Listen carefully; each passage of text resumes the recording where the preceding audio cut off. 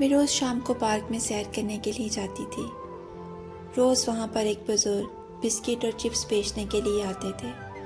इनके साथ wheel chair पर इनकी माजूर अहलिया भी होती थीं, जिनको वो अपने हाथ से कुछ ना कुछ खिलाते रहते थे। मुझे देखकर इंतहाई दुख होता कि इस उम्र में माजूर बीवी के साथ ये बुज़ुर्ग मेहनत मजदूरी कर रहे हैं। एक दिन मैंने इनसे पूछा, बाबा जी, आपके बच्चे नहीं हैं जो आपकी देखभाल कर सकें? बाबा जी हंस दिए और बोले, 3 बेटे हैं हमारे। जब हमें संभालने की बारी आई तो उन्होंने हमें बांट कर संभालना चाहा। सभी का यही कहना था कि हम इकट्ठे दोनों का बोझ नहीं उठा सकते।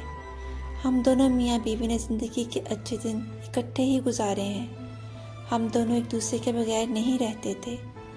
मैंने सारी उम्र इसका साथ देने का वादा किया था।